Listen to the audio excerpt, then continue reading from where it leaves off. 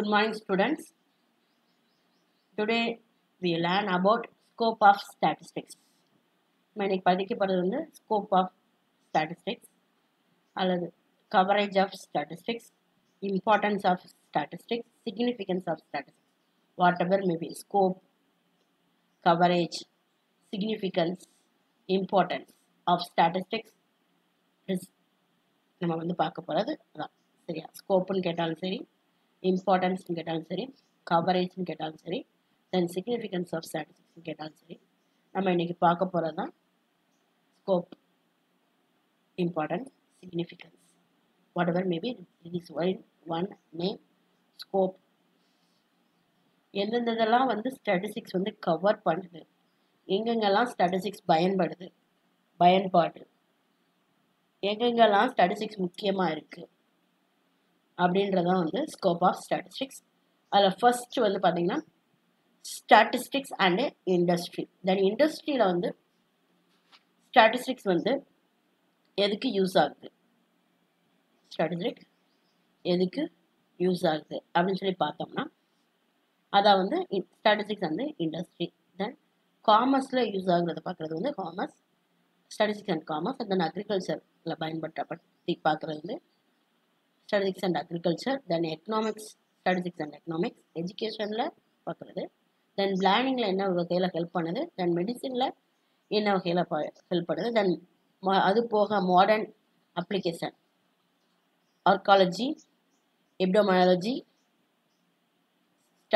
General statistics, manufacturing, then medical research, geology. இங்கெல்லாம் வந்து statistics பயன்படுது இப்போ மாடர்னில். ஸோ அதுவும் என்ன அப்படின்றத நம்ம இந்த ஸ்கோப்பில் நம்ம பார்க்க போகிறோம். பட் நம்மளோட இம்பார்ட்டன்ட் அப்படின்னு பார்த்தோம்னா நம்ம வந்து இந்த ஃபர்ஸ்ட் 4ஓட நம்ம நிப்பாட்டிக்கலாம். பட் ஆனால் நம்ம வந்து எங்கெங்கெல்லாம் பயன்படுது அப்படின்றத நம்ம தெரிஞ்சு வச்சுக்கணுன்றக்காண்டி நமக்கு எல்லா பாயிண்ட்டையும் நம்ம கொடுத்துருக்கோம். ஓகேவா? அதாவது ஃபர்ஸ்ட் வந்து statistics and industry. Why to use the statistics in industry அப்படின்னு சொல்லி பார்த்தீங்கன்னா ப்ராடக்ட் வந்து குவாலிட்டியாக ப்ரொடியூஸ் பண்ணணும். ஸோ குவாலிட்டியாக ப்ரொடியூஸ் பண்ணோம்னா கட்டாயம் அங்கே வந்து ஒரு ஸ்டாண்டர்ட் வந்து ஃபிக்ஸ் பண்ணணும். So what is the standard fix? அந்த ஸ்டாண்டர்ட் ஃபிக்ஸ் பண்ணுறதுக்கு நமக்கு என்ன செய்யணும், what is the best quality அப்படின்றத வந்து அசர்டைன் பண்ணணும். அசர்டைன் பண்ணுறது எப்படி பார்த்தீங்கன்னா திரும்ப திரும்ப ஒரு பொருளை வந்து உற்பத்தி லைனில் இருந்து எடுத்து அதோட பயன்பாட்டை வந்து நம்ம வந்து அனலைஸ் பண்ணணும். எல்லா பொருளையும் நம்ம எடுத்து பார்க்க போகிறது டேக்கன் இன்ட்டு ரேண்டமாக ஏதாவது ஒரு 2-3 ப்ராடக்ட் எடுத்து what is the quality of the product. ஏன்னா நமக்கு வந்து ஒரு ப்ராடக்ட் வந்து நம்ம மார்க்கெட்டிங்கில் வந்து போய் சேல்ஸ் ஆனதுக்கப்புறம் வந்து தென் அந்த கஸ்டமர் வந்து ஐடென்டிஃபை பண்ணுறாங்க it is a default one அப்படின்னு கண்டுபிடிச்சாங்கன்னா நமக்கு எவ்வளோ பெரிய பேட் இமேஜ் கிரியேட் ஆகும். ஸோ இதை வந்து அவாய்ட் பண்ணுறதுக்கு நம்மளே வந்து என்னது குவாலிட்டி செக்கிங் அப்படின்ற மாதிரி பண்ணிக்கலாம். எத்தனை யூனிட் ஸ்கோருக்கு வந்து குவாலிட்டி செக்கிங் பண்ணணும் அப்படின்றத வந்து டிசைட் பண்ணுறதுக்கு நமக்கு வந்து ஸ்டாட்டிஸ்டிக்ஸ் ஹெல்ப் பண்ணுது. Then what is the basis of quality அப்படின்றத டிசைட் பண்ணுறதுக்கும் ஸ்டாட்டிஸ்டிக்ஸ் வந்து ஹெல்ப் பண்ணுது. தென் இண்டஸ்ட்ரின்னு வந்து பார்த்துட்டோம்னா நமக்கு வந்து டிஃப்ரெண்ட் டைப்ஸ் ஆஃப் இண்டஸ்ட்ரீஸ் இருக்குது. ஒவ்வொரு இண்டஸ்ட்ரியிலையும் வந்து டிஃப்ரெண்ட் டைப்ஸில் அதுக்கு ஏற்றாமல் இது வந்து யூஸ் ஆகுது. இன்ஸ்பெக்ஷன் பிளான் போடுறதுக்கு, கண்ட்ரோல் சார்ட் போடுறதுக்கு, இந்த மாதிரி இன்ஜினியரிங், ப்ரொடக்ஷன் இன்ஜினியரிங் லெவலில் வந்து ப்ராடக்ட் மேனுஃபேக்சரிங்கில் இருக்கிற மெட்டீரியல் காம்பினேஷன் டிசைடிங் எல்லாத்துக்குமே இந்த ஸ்டாட்டிஸ்டிக்ஸ் வந்து ரொம்ப யூஸ்ஃபுல்லாக இருக்குது அப்படின்னு சொல்லி சொல்கிறாங்க. அடுத்து வந்து ஸ்டாட்டிஸ்டிக்ஸ் அண்டு காமர்ஸ். ஸ்டாட்டிஸ்டிக்ஸ் அப்படின்றது வந்து காமர்ஸோட லைஃப் பிளட்டாக இருக்குது. ஏன் அப்படின்னு சொல்லி பார்த்தீங்கன்னா பிஸ்னஸ் மேன் வந்து அவரோட கடையில் ஸ்டோர் கீப் பண்ணுறதுலேருந்து எல்லா இடத்துலையும் ஸ்டாட்டிஸ்டிக்ஸ் வந்து அவர் பயன்படுத்த வேண்டியிருக்கு. எவ்வளோ பொருளை வந்து குடோனில் வச்சுருக்கலாம், எவ்வளோ பொருள் வந்து மேனுஃபேக்சரிங் பண்ணலாம், பை பண்ணலாம், இந்த மாதிரி என்ன வேலை டிரான்ஸ்போர்ட் பயன்படுத்தினா நம்ம வந்து பெஸ்ட்டாக வந்து செலவு இல்லாமல் பொருட்களை வந்து குறிப்பிட்ட இடத்துக்கு கொண்டு போக முடியும். இது எல்லாத்தையும் டிசைட் பண்ணுறதுக்கு ஸ்டாட்டிஸ்டிக்ஸ் தான் ரொம்ப ஹெல்ப்ஃபுல்லாக இருக்குது பிஸ்னஸ் பீப்புளுக்கு. the forecast the future of the product, then product ஓட quality, and then how to is in store, how will be ready to dispatch, எதெல்லாம் வந்து டச் பண்ணுறதுக்கு ரெடியாக வச்சுருக்கணும், எவ்வளோ வந்து குடோனில் வச்சுருக்கணும், இந்த மாதிரி டிசைட் பண்ணுறதுக்கு காமர்ஸ் ரொம்ப ஹெல்ப்ஃபுல்லாக இருக்குது அப்படின்றாங்க. Then statistics and agriculture. ANOVA is the best method to agricultural area. What is the ANOVA? ANOVA is a analysis of variance.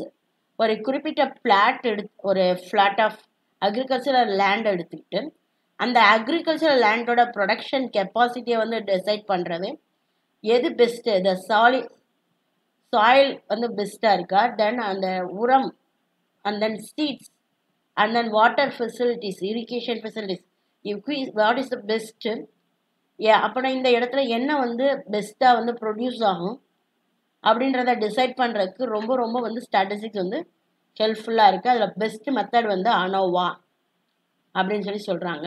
அடுத்து வந்து statistics and economics. So statistics method வந்து measuring numerical change in group collective phenomena, then demand and supply, elasticity of demand, and then demand is based on elasticity of price, income.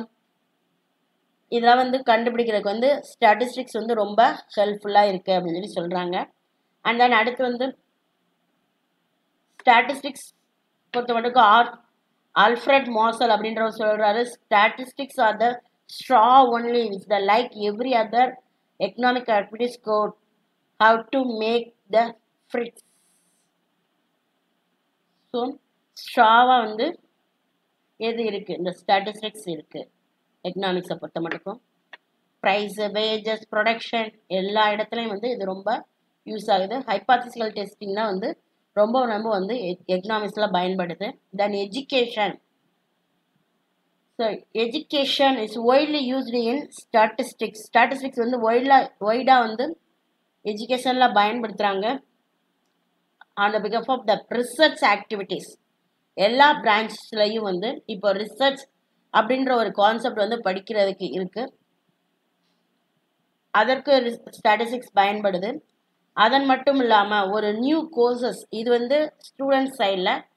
Then course ஓரியன்டாக பார்க்கும்போது புது புது course, எந்தெந்த கோர்ஸுக்கு வந்து demand இருக்குது, எந்த job எந்த குரூப் படித்தா உடனே வேலை கிடைக்குதோ அதுக்கு ரிலேட்டடாக நம்ம வந்து எப்படி சப்ஜெக்ட் டிசைடிங், அதாவது மோஸ்ட் ப்ராப்ளி நிறைய காலேஜஸ் வந்து அட்டானமஸ் ஆயிடுச்சு. அட்டானமஸ் ஆகி அவங்க என்ன செய்கிறாங்கன்னா, இன்றைய சூழ்நிலையில் அவங்க ஏரியாவில் ஒர்க் பண்ணுறக்கு அந்த ஸ்டூடெண்ட்டுக்கு என்ன குவாலிஃபிகேஷன், என்ன டிகிரி கொடுத்தா வந்து அவன் வந்து ஆப்டாக வந்து ஒரு ப்ராக்டிக்கல் நாலேஜோட வெளியே போகும்போது ஒரு இடத்துல ஒர்க் பிளேஸ் ஆக முடியுன்றதை அனலைஸ் பண்ணி அதுக்கேற்ற மாதிரி குரூப் தென் கிளாஸஸ் வந்து ஃப்ரைம் பண்ணுறாங்க, கோர்சஸ் வந்து ஃப்ரைம் பண்ணுறாங்க. ஸோ இதுக்கு வந்து ஸ்டாட்டிஸ்டிக்ஸ் வந்து ரொம்ப யூஸ்ஃபுல்லாக இருக்குது. நம்ம வந்து ஒரு கோர்ஸ் கொடுக்குறோம், அந்த கோர்ஸுக்கு வந்து நியர்லி வந்து 70 ஸ்டூடெண்ட்ஸ் சேர்றாங்க. தென் அவங்களோட அவுட்புட் வந்து வெளியே போகும்போது நியர்லி ஒரு 60 ஸ்டூடெண்ட்ஸ் 65 ஸ்டூடெண்ட்ஸ் வந்து பாஸ் அவுட் ஆகுறாங்கன்னா, பாஸ் அவுட் ஆகிற 65 ஸ்டூடெண்ட்ஸும்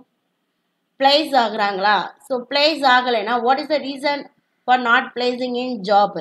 ஸோ அந்த ப்ராப்ளத்தை நெக்ஸ்ட்டு நம்ம கோர்ஸ்க்கு வர்ற பையனுக்கு நம்ம கொடுக்கக்கூடாது. ஸோ அவன் வந்து முடிச்சு போகும்போது பிளேஸ் ஆகணும். ஸோ அவனோட ஒரு இன்எபிலிட்டியால் அவன் பிளேஸ் ஆகலை அப்படின்றது வேற. நம்மளோட எஜுகேஷன் நம்மளோட பெஸ்ட்டாக படிச்சுட்டு போகிற ஒரு பர்சனுக்கு வந்து பிளேஸ் ஆக முடியலன்னா என்ன ரீசன்? ஸோ எங்கே வந்து லேக் இருக்குது? நம்ம தியரிஸாக பார்க்குறது தான் லேக்காக, ப்ராக்டிக்கல் எக்ஸ்பீரியன்ஸ் கொடுக்கணும்னா அது எந்தெந்த இடத்துல வந்து ப்ராக்டிக்கல் எக்ஸ்பீரியன்ஸ் கொடுக்குறது, இல்லை ஸ்டூடெண்ட்டை எப்படி மோட்டிவேட் பண்ணி வெளியே ஒர்க் போகும்போது பெட்டர் பர்சனாக வந்து எந்த ஒரு ஜாப்புக்கும் ஃபிட் ஆகுறாப்புல நம்ம அடிஷ்னலாக என்னென்ன கோர்சஸ் கொடுக்கலாம், இதெல்லாம் வந்து டிசைட் பண்ணுறதுக்கு வந்து ரொம்ப ரொம்ப ஸ்டாட்டிஸ்டிக்ஸ் யூஸ் ஆகுது. அடுத்து வந்து ஸ்டாட்டிஸ்டிக்ஸ் அண்டு பிளானிங். ஸோ ஒரு நாட்டோட வந்து டிமாண்டு, கன்சம்ஷன், சப்ளை பேஸ் பண்ணி தான் financial report and then planning வந்து இருக்குது. ப்ரீவியஸ் டேட்டாஸை வந்து ரிப்போர்ட் ஆகும். தென் நெக்ஸ்ட் இயருக்கு வந்து என்ன பண்ண போகிறோம், அந்த பிளானிங் வந்து it's based on full of data collection and then data prevailing in the society and then the data scrutinized and evaluated what is the accurate result of the economy, then the based economy the planning is happening. அதை base பண்ணி தான் plan வந்து என்ன செய்கிறாங்க, போடுறாங்க. So ஸ்டாட்டிஸ்டிக்ஸும் பிளானிங்க்கு ரொம்ப ஹெல்ப்ஃபுல்லாக இருக்குது. தென் மெடிசனை பொறுத்த மட்டும் டி டெஸ்ட் தான் ரொம்ப பெஸ்ட்டு எக்ஸாம்பிள். டி டெஸ்ட் வந்து ஒரு பர்சனுக்கு வந்து நம்ம கொடுக்குற மெடிசின் வந்து ஒரு டயபெட்டிக் பர்சனுக்கு நம்ம கொடுக்குற டயபெட்டிக் மருந்து வந்து ஒரு randomly selected ஒரு 10 diabetic person give the diabetic mark before and then after. அந்த டேப்லெட்டை சாப்பிட்றதுக்கு முன்னாடி அவங்களுக்கு எவ்வளோ சுகர் இருந்திருக்கு, அந்த டேப்லெட்டை சாப்பிட்டதுக்கப்புறம் எவ்வளோ சுகர் இருக்குது அப்படின்றத கம்பேர் பண்ணி that medicine is effect or not அப்படின்றத கண்டுபிடிக்கிறதுக்கு இந்த டி டெஸ்ட் அப்படின்றது யூஸ் ஆகுது. இந்த மாதிரி மெடிசின் லைனில் எந்த ஒரு மெடிசின்னாலும் எஃபெக்ட் இருக்கா எஃபெக்ட் இல்லையா, அதை கண்டினியூ பண்ணலாமா பேஷண்ட்ட அப்படின்றத டிசைட் பண்ணுறதுக்கு இந்த ஸ்டாட்டிஸ்டிக்ஸ் ரொம்ப ஹெல்ப்ஃபுல்லாக இருக்குது. அது போக ஸ்டாட்டிஸ்டிக்ஸ் இன்னும் நிறைய இடங்களில் பயன்படுது. ஆர்கியாலஜிஸ்ட் அப்படின்றது வந்து பழைய மண்டை ஓடுகள் அண்ட் தென் அதோட பழைய பொருட்களை எடுத்து அதை ஆராய்ச்சி பண்ணி அதில் இருக்கிற தகவல்களை வச்சு இது எத்தனை வருஷம் பழமையானது அப்படின்னு கண்டுபிடிக்கிறதுக்கு வந்து இந்த ஸ்டாட்டிஸ்டிக்ஸ் வந்து ரொம்ப யூஸ்ஃபுல்லாக இருக்குது அப்படின்றாங்க. ஸோ நமக்கு கிடைக்கப்பட்ட படிமானங்கள் எந்த வருஷத்தை சேர்ந்தது, ஸோ இந்த வருஷத்துக்கு அந்த வருஷத்துக்கு முன்னாடி இருக்கலாம் அப்படின்ற மாதிரி. இந்த எபிடமாலஜி அப்படின்றது வந்து அது வந்து தெர்மோகிராஃபிக் ஏஜ் அப்படின்னு சொல்லி சொல்கிறாங்க. தட் அடுத்து வந்து மேனுஃபேக்சரிங்கில் வந்து குவாலிட்டி இம்ப்ரூவ்மெண்ட் நம்ம இண்டஸ்ட்ரியிலே நம்ம வந்து பார்த்தோம். அடுத்து வந்து மெடிக்கல் ரிசர்ச்சில் வந்து ஒரு கிளினிக்கல் இன்வெஸ்டிகேஷன், ஒரு மெடிசன் வந்து யூஸ்ஃபுல் இல்லையா அப்படின்றத பார்க்குறதுக்கு வந்து ரொம்ப யூஸ்ஃபுல்லாக இருக்குது. அண்ட் தென் ஜியாலஜியில் வந்து யுரேனியம் ரிசர்வ் இன் த க்ரௌண்ட் வாட்டர் அதை ஃபைண்ட் பண்ணுறதுக்கும் நமக்கு வந்து இந்த எபிடமாலஜி நமக்கு வந்து இந்த ஸ்டாட்டிஸ்டிக்ஸ் வந்து ரொம்ப ஹெல்ப்ஃபுல்லாக இருக்குது அப்படின்னு சொல்லி சொல்கிறாங்க.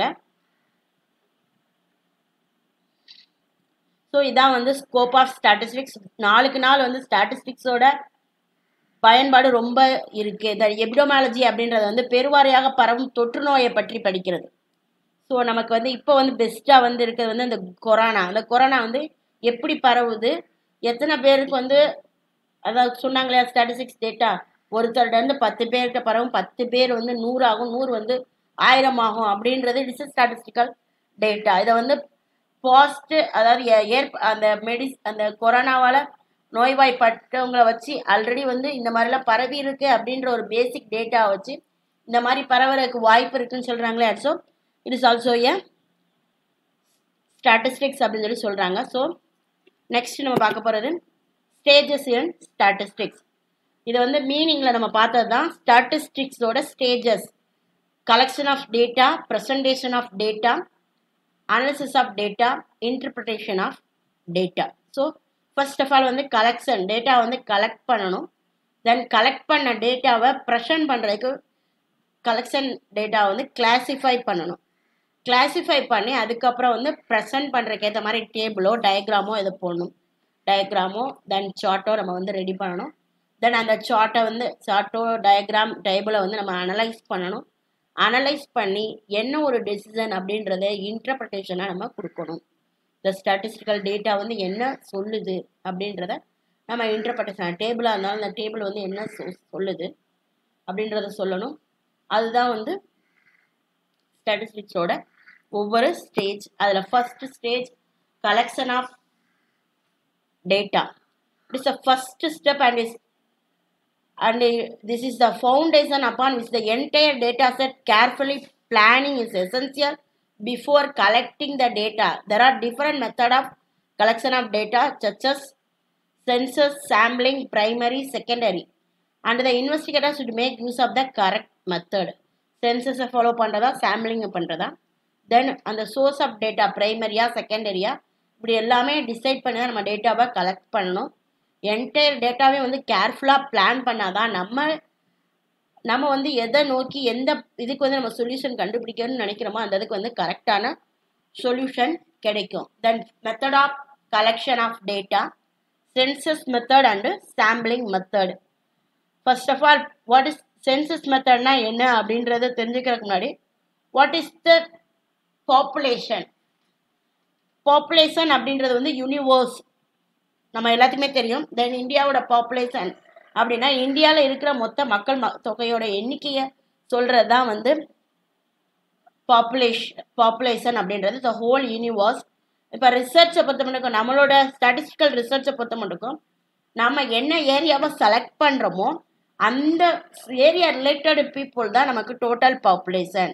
இப்போ வந்து நம்ம வந்து ஒரு மொபைல் ஃபோன் யூஸரை பற்றி ஸ்டடி பண்ண போகிறோம். அந்த ஆப்டிடியூட் ஆஃப் அல்லது ஒப்பீனியன் ஆஃப் மொபைல் ஃபோன் அப்படின்னு படிக்க போகிறோம்னா அதுக்கு வந்து டெஃபினட்டாக வந்து மொபைல் ஃபோன் யூஸரை தான் நம்ம டிசைட் பண்ண முடியும். So total mobile phone user தான் நம்மளோட பாப்புலேஷன். அதுவே இப்போ வந்து ஆன்லைன் கிளாஸஸ் நம்ம கொடுக்குறோம் இல்லையா, காலேஜஸ் அண்ட் ஸ்கூலுக்கு வந்து ஆன்லைன் கிளாஸஸ் வந்து நம்ம இப்போ கொடுத்துட்ருக்கோம். இந்த online classes is very useful for the present student அப்படின்னு ஒரு ரிசர்ச் நம்ம பண்ண போகிறோம். சரியா, ஆன்லைன் வந்து பெஸ்ட்டா அப்படின்றத ஸ்டடி பண்ண போகிறோம்னா ஆன்லைன் கிளாஸ் அட்டன் பண்ணுற எல்லாருமே நமக்கு total population. Online class attend பண்ணுற school student and then college student எல்லாருமே வந்து நமக்கு பாப்புலேஷன். நம்ம லிமிட் பண்ணுறோம் online class those who are attending the online class இந்த காலேஜ் லெவல் அப்படின்னு சொல்லி போயிட்டோம்னா நமக்கு காலேஜ் லெவலில் யார் யாரெல்லாம் ஆன்லைன் கிளாஸ் அட்டன் பண்ணுறாங்களோ அவங்க எல்லாருமே நமக்கு பாப்புலேஷன். இதான் வந்து பாப்புலேஷன் அப்படின்றதுக்கு பெஸ்ட்டு எக்ஸாம்பிளாக இருக்குன்னு நினைக்கிறேன். அடுத்து இந்த பாப்புலேஷனை மொத்தமாக ஸ்டடி பண்ணால் அதுக்கு பேர் வந்து சென்சஸ் மெத்தட் அப்படின்னு சொல்லி சொல்லுவாங்க. ஸோ பாப்புலேஷன்லையும் ஃபைனைட் பாப்புலேஷன் இருக்குது, இன்ஃபைனைட் பாப்புலேஷன் இருக்குது. வாட் இஸ் த ஃபைனைட் பாப்புலேஷன்னா இவ்வளோதான் அப்படின்னு சொல்லி நம்மளால் என்ன செய்ய முடியும்னா சொல்ல முடியும். இப்போ வந்து ஜாப் சாட்டிஸ்ஃபேக்ஷனா SRM mill, SRM private limited அப்படின்னு எடுத்துக்கிட்டோம்னா நமக்கு எஸ்ஆர்எம் மில்ல எத்தனை பேர் வேலை பார்க்குறாங்க அப்படின்றத நம்ம வந்து உள்ள நுழைஞ்சி அந்த கன்சர்ன் ஹெர்ட்ட கேட்டோம்னா நமக்கு தெரிஞ்சிடும். So it is a finite number of workers. சரியா, நம்பர் ஆஃப் ஒர்க்கர்ஸ். அது போக ஒரு ப்ராடக்டோட ஒரு மிஷினரியோட ப்ரொடக்ஷன் கெப்பாசிட்டியிலேருந்து எத்தனை வந்து ஃபெயிலியர் இருக்குது அப்படின்றத ஐடென்டிஃபை பண்ண போகிறோம்னா டோட்டல் நம்பர் ஆஃப் ப்ரொடக்ஷன் என்னன்னு கேட்டோம்னா அவங்க சொல்லிடுவாங்க இந்த யூனிட் வந்து இந்த பிளான்ட் வந்து 1 ஹவருக்கு இத்தனை யூனிட்ஸ் வந்து ப்ரொடியூஸ் பண்ணும் அப்படின்றத டெஃபினட்டாக சொல்ல முடிகிறதெல்லாம் ஃபைனைட் பாப்புலேஷன். இவ்வளோ பேர் தான் இருப்பாங்க. நம்ம வந்து எஸ்பிகே காலேஜில் ஸ்டூடெண்ட்னா 1200 போனால் 1200, 1500னா 1500, இந்த மாதிரி டெஃபினைட் பாப்புலேஷன் என்ன ஆகாதுன்னா மாற்றங்கள் வந்து இருக்காது. 3 இயர் அதாவது 1 இயர் ஒன்ஸ் வந்து மாற்றம் இருக்குன்னா அது வந்து அட்மிஷனு வெளியே போகிறாங்க அது வேறு. பட் ஆனால் இன்னைக்கு தேதிக்கு வந்து வாட் இஸ் த பாப்புலேஷன் அப்படின்னா 2500னா 2500 ஸ்டூடெண்ட்ஸ் வந்து நம்ம காலேஜில் படிக்கிறாங்க அப்படின்றத வந்து finite population. So infinite population அப்படின்றதுக்கு நமக்கு பெஸ்ட் எக்ஸாம்பிள் எப்பவுமே சொல்லுவாங்க ஸ்டார் இன் த ஹைஸ், number of people seeing the television programmes, எத்தனை பேர் வந்து இந்த டெலிவிஷனை பார்க்குறாங்க அப்படின்றத ஐடென்டிஃபை பண்ண முடியாது. எத்தனை பேர் டிவி வச்சுருக்காங்கன்றதையுமே ஐடென்டிஃபை பண்ண முடியாது. ஏன்னா டிவி இப்போ வந்து நம்ம வந்து த்ரூ அவுட் த இந்தியா எல்லா கடைகள்லையும் வந்து டிவி எத்தனை பேர் வாங்கியிருக்காங்க அதை வச்சு கால்குலேட் பண்ணலாம்னாலும் எல்லாரும் வித்தின் த இந்தியா தான் டிவி வாங்கியிருக்காங்களான்னு தெரியாது. ஆன்லைனில் வாங்கியிருக்கலாம் அண்ட் தென் அப்ராட்லேருந்து கொண்டு வந்திருக்கலாம். இந்த மாதிரி நிறைய இப்போ வந்து ஒரு சோர்ஸ் வந்து இந்த ப்ராடக்ட் வாங்குறதுக்கு இது ஒன்று தான் சோர்ஸுக்கு கிடையாது, டிஃப்ரெண்ட் சோர்ஸ் இருக்குது. அதே மாதிரி தான் கேபிள் டெலிவிஷன் பார்க்குறதுக்கு ஒன்லி வந்து கவர்மெண்ட் கேபிள் கனெக்ஷன் மட்டும் கிடையாது. அது போக ஸ்கை, டாடா ஸ்கை இருக்குது, வீடியோகான் இருக்குது, சன் டைரக்ட் இருக்குது. இந்த மாதிரி நிறைய கேபிள் நெட்வொர்க் வந்து நிறைய இருக்குது. ஸோ எத்தனை பேர் வந்து ஒரு ப்ரோக்ராமை பார்க்குறாங்க அப்படின்றத கண்டுபிடிக்கிறது நம்மளால் முடியாது அப்படின்றத வந்து இன்ஃபைனைட் பாப்புலேஷன். தென் ஃபர்ஸ்ட் வந்து சென்சஸ் மெத்தட். இந்த census method every elements of the population is included in the investigation. பாப்புலேஷனில் இருக்கிற எல்லாத்தையும் வந்து கணக்கில் கொண்டு வருது. இப்போது நம்ம ஸ்டடியில் ஒரு பர்டிகுலர் ஏரியா அப்படின்னு எடுத்துக்கிறோம்னா டோட்டல் பாப்புலேஷன் அந்த ஒரு 1000 ஃபேமிலிஸ் தான் இருக்குது அப்படின்னா இப்போ த எக்ஸாம்பிள் என்ன கொடுத்துருக்காங்கன்னா annual income of the family of the particular village and if are the 1000 family in that area we must study the income of all 1000 families. It is called census method. ஒரு ஃபேமிலியை கூட என்ன செய்யக்கூடாது, விடக்கூடாது. 1000 பேர் இருக்காங்கன்னா 1000 பேரோட அனுவல் இன்கமையும் கலெக்ட் பண்ணோம்னா அதுக்கு பேர் வந்து சென்சஸ் மெத்தட். இதோட merits, data are collected from each and every items of the population. அதனால எல்லாத்துலேயும் டேட்டா கலெக்ட் பண்ணணும். அதனால டேட்டா வந்து அக்யூரேட்டாகவும் கரெக்டானதாகவும் இருக்கும். ஸோ யூனிவர்சலில் எவ்ரி ஐட்டமே நம்ம டெசிஷன் எடுத்துக்கிறதுனால நமக்கு வந்து கிடைக்குது. And then intensive study is possible. நம்ம நம்மளோட சென்சஸ் வந்துன்றப்போ கரெக்டாக நல்லா இன்டென்சிவாக அதை மட்டும் கான்சென்ட்ரேட் பண்ணி கரெக்டான டெசிஷன் எடுக்கிறதுக்கு இது ரொம்ப ஹெல்ப்ஃபுல்லாக இருக்குது. Then data collect may be used for various survey analysis etcetera. இது வந்து நிறைய சர்வே அண்ட் அனாலிசிஸ்க்கு வந்து பயன்படுத்திக்கிறாங்க அப்படின்றாங்க. தென் லிமிட்டேஷன் அப்படின்னு பார்த்தீங்கன்னா இந்த டேட்டாவை கலெக்ட் பண்ணுறதுக்கு இப்போ 1000 ஃபேமிலி அப்படின்னா நம்ம ஒரு 10 பேராச்சும் வேணும். நமக்கு ஒரு 2 நாளில் டேட்டா கலெக்ட் பண்ணோம்னா ஒரு 10 பேராவது வேணும். ஸோ அவ்வளோ பேர் வந்து டேட்டா கலெக்ட் பண்ணுறதுக்கு கிடைப்பாங்களா அப்படின்றது கிடைக்காது. ஏன்னா ஒரே நாளில் எல்லாத்தையும் நம்மளால் என்ன செய்ய முடியாது, போய் பார்க்க முடியாது. ஸோ ஒவ்வொருத்தரும் ஒவ்வொரு டைமிங்கில் ஒர்க் போகிறவங்களா இருக்கலாம். அதாவது பிள்ளைங்க வந்து ஸ்கூலுக்கு போகிறவங்களா இருக்கலாம். தென் ஹஸ்பண்ட் அண்ட் ஒய்ஃப் வந்து வேலைக்கு போயிருக்கலாம். ஆல்வேஸ் டோர் க்ளோசிங்காக இருக்கலாம். சாட்டர்டே அல்லது சண்டேல தான் அவங்கள மீட் பண்ணுற மாதிரி இருக்கலாம். அல்லது பெரும்பாலும் ஷிஃப்ட் ஒர்க்கு, அவங்க பகல் நைட் ஷிஃப்ட் போகிறவங்களா இருந்தாலும் பகலில் நம்மளால் அவங்கள பார்க்க முடியாது. ஸோ இந்த மெத்தடை ஃபாலோ பண்ணால் நமக்கு நிறைய எனுமரேட்டர் வேணும். அந்த அவங்களுக்கு சேலரி கொடுக்கணும். ஸோ நமக்கு வந்து இட்ஸ் அ காஸ்ட்லி மெத்தடு. இதனால் நம்மளோட மணியும் லேபரும் நேரமும் வேஸ்ட் ஆகுது. இது வந்து முக்கியமாக எங்கே பயன்படுத்த முடியாதுன்னா இன்ஃபினைட் பாப்புலேஷனுக்கு பயன்படுத்தவே முடியாது. சரியா? அது வந்து முக்கியமான பாயிண்டாக சொல்கிறாங்க. அடுத்து வந்து சாம்பிள் மெத்தட். இந்த சாம்பிள் மெத்தட் அப்படின்றது வந்து இந்த வேர்ட் சாம்பிள் ஆல்ரெடி நம்ம எல்லாமே படிச்சிருப்போம். ஒரு 1 kg பேக்கேஜ் ஆஃப் வாஷிங் பவுடருக்கு வந்து ஒரு 10 கிராமில் அல்லது 50 கிராமில் ஒரு சாம்பிள் சைஸை வந்து புக்கோடையோ நம்ம வாங்குகிற ஏதாவது ஒரு சோப் இதோட வந்து கொடுத்து இதை பயன்படுத்தி பாருங்க அப்படின்றதுக்கு மேலே வந்து ப்ரீ சாம்பிள் அப்படின்னு சொல்லி கொடுத்துருப்பாங்க. இப்போ ஒரு சில ப்ராடக்ட் என்ன சொல்கிறாங்கன்னா ஹோல் ப்ராடக்ட் வித் ஒரு சின்ன சாம்பிள் கொடுக்காங்க. இந்த சாம்பிளை யூஸ் பண்ணிவிட்டு உங்களுக்கு பிடிச்சிருந்தா அந்த பெரிய சைஸை பெரிய வச்சுக்கோங்க, இல்லைன்னா இந்த பெருசை வந்து நீங்கள் என்ன செஞ்சுக்கோங்க, ரிட்டர்ன் பண்ணிக்கோங்க. இந்த மாதிரி சாம்பிள் அப்படின்றது வந்து ஒரு லார்ஜ் வால்யூம் ஆஃப் டேட்டாவில் வந்து ஒரு சின்ன பகுதி எடுக்கிறதுக்கு பேர் தான் வந்து என்னது, சாம்பிள்.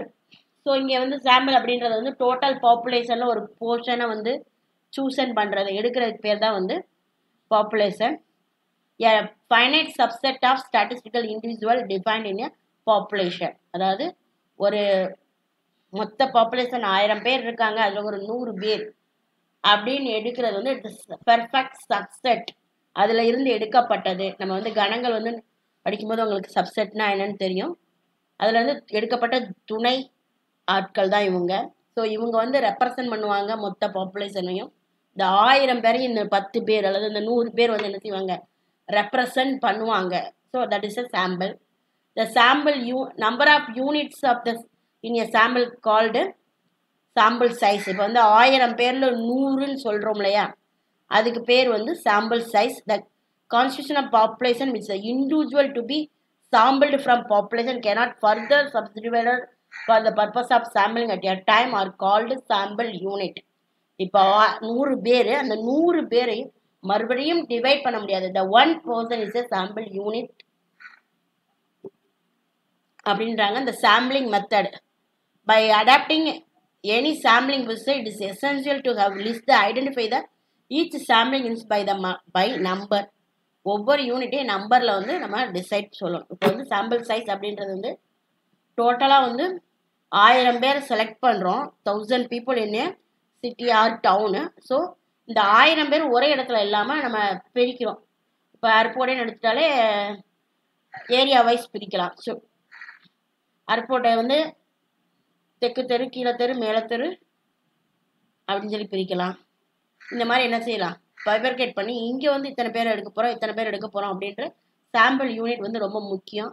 அதை வந்து லிஸ்ட்டாக மேப்அப் பண்ணி 1000 பேர் இங்கேருந்து எடுக்க போகிறோம், இந்தந்த இடங்கள்ல இருந்து டேட்டா கலெக்ட் பண்ண போகிறோம் அப்படின்னு சொல்லி ஃப்ரேம் பண்ணி ஒரு அக்யூரேட்டாக ஒரு இவ்வளோ பேர் தான், இவ்வளோ பேர் இந்த இடத்துல இருந்து இதை பயன்படுத்துகிறவங்கள நாங்கள் கேட்க போகிறோம் அப்படின்னு ஒரு ஃபார்மேட்டில் ரெடி பண்ணுறதுக்கு பேர் வந்து சாம்பிளிங் ஃப்ரேம். ஸோ எதுக்காண்டி நம்ம சாம்பிளிங்க்கு போகிறோம் அப்படின்றதுக்கு வந்து கரெக்டான காரணம் இருக்கணும். Complete enumeration are practically impossible when the population in infinite. First point என்ன சொல்கிறாங்க, பாப்புலேஷனோட அளவு எனக்கு என்னன்னு தெரியாது. ஸோ அதனால என்னால் ஃபுல் டேட்டாவையும் கலெக்ட் பண்ணுறது கஷ்டம். நான் அதுக்காண்டி என்ன செய்கிறேன், சாம்பிளுக்கு போகிறேன். அடுத்து செகண்ட் பாயிண்ட், எனக்கு வந்து ரிசல்ட் வந்து ஷார்ட் டைமில் தேவை. என்னோடய சர்வேவோட ரிசல்ட் வந்து ஷார்ட் டைமில் தேவை. ஸோ அதனால் நான் என்ன செய்கிறேன், சாம்பிளுக்கு போகிறேன் அப்படின்ற மாதிரி ரீசன் சொல்லலாம். அதாவது என்னென்ன ரீசன் இருந்தால் நம்ம அங்கே சாம்பிளுக்கு போகலாம் அப்படின்றாங்க. The area of survey is wide. நம்ம டேட்டா கலெக்ட் பண்ண போகிற ஏரியா வந்து ரொம்ப பறந்து விரிஞ்சதாக இருக்குது, எல்லாத்தையும் கவர் பண்ணுறது ரொம்ப கஷ்டம் அப்படின்னாலும் நம்ம சாம்பிளுக்கு போகலாம். தென் இந்த சர்வே பண்ணுறதுக்கு நமக்கு வந்து ட்ரெயின்டு பர்சனும் மணியும் அதிகமாக தேவைப்படுது. அந்த அளவுக்கு நம்மளோட ரிசோர்ஸஸ் இல்லை அப்படின்றப்ப நம்ம வந்து அந்த சமயத்தில் நம்ம எங்கே போகலாம், சாம்பிளுக்கு போகலாம். தென் நம்ம டேட்டா கலெக்ட் பண்ணுற ஐட்டம்ஸ் யூனிட்ஸ் வந்து டெஸ்ட்ராய்டு அண்டர் இன்வெஸ்டிகேஷன். நம்ம கேள்விகளை கேட்டுக்கிட்டு இருக்கும்போதே அதற்கான பதில்கள் வந்து மாற்றப்படலாம், அல்லது அந்த யூனிட் வந்து சிச்சோகர் ஆகலாம், ஒரு பிளேஸ்லேருந்து அனதர் பிளேஸ் வந்து மூவ் ஆகக்கூடியதாக இருக்கலாம். இந்த மைக்ரேஷன் சொல்லுவாங்க இல்லையா, இன்னைக்கு இங்கே இருப்பாங்க, நாளைக்கு வேறு இடத்துக்கு போயிடுவாங்க. ஸோ டேட்டா வந்து சேஞ்ச் ஆகும். இந்த மாதிரி இதுனா அவங்கள இந்த 3 monthsக்குள்ளே தான் இந்த பர்சன் வந்து பார்த்து இந்த டேட்டாவை கலெக்ட் பண்ண முடியும்.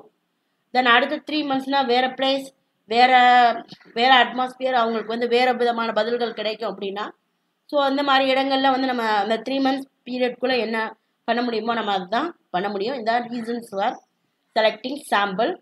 தென் பேலன்ஸ் பிரின்சிபல்ஸ் ஆஃப் சாம்பிளிங், இதெல்லாம் வந்து நம்ம நெக்ஸ்ட் வீடியோவில் பார்ப்போம். Thank you students.